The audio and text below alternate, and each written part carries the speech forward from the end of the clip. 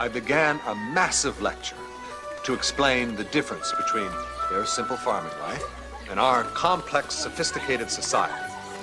I extolled the virtues of our great government, education and arts, our courts and their great wisdom. I mentioned the prudent management of our treasury, the valor of our army and navy, and our great colonies and conquests. My remarkable lecture lasted 5 audiences with the Queen, each one lasting several hours. She was most attentive, frequently making notes, and when I'd finished, she requested a 6th audience, no doubt to praise my eloquence and to beg my forgiveness. I have some questions. Questions, Your Majesty? Questions. These ministers who run your country, how do they get to be ministers? Well, usually it's a sum of money that decides the issue. So how do they gain the knowledge about the people they're supposed to serve? They don't need much knowledge because they spend, well, most of their time drinking and gambling. Yes, you've mentioned gambling before. At what age is this entertainment taken up? 16 or 17? And at what age is it put down? 60 or 70.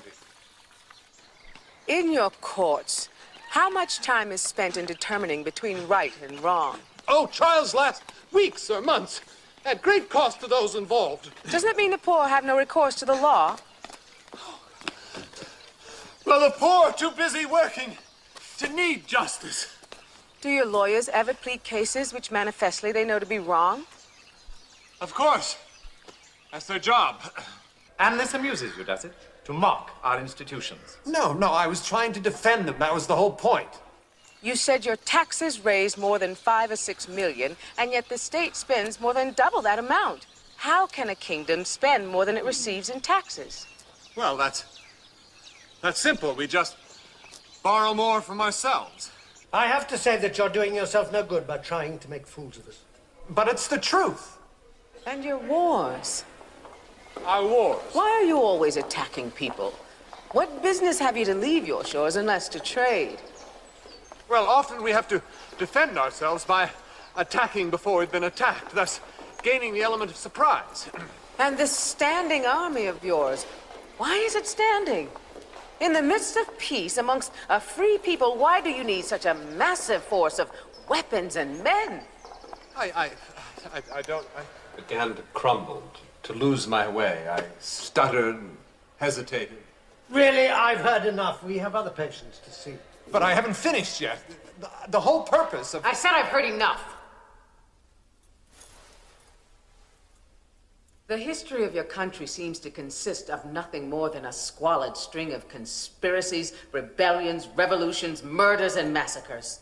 Every judgment seems to be motivated by greed, by malice, hypocrisy, hatred, envy, lust, and madness. Perhaps I explained badly. We shall examine you again at the beginning of next month. In the meantime... Next month? What in God's name are you talking about? Haven't you heard a word I said? You have proved that ignorance, idleness, and vice are the only qualifications for public office, and that your laws are made by those whose only interest is in perverting them. I can only conclude that your people are the most pernicious race of odious little vermin that ever nature suffered to crawl upon the face of the earth. Your Majesty.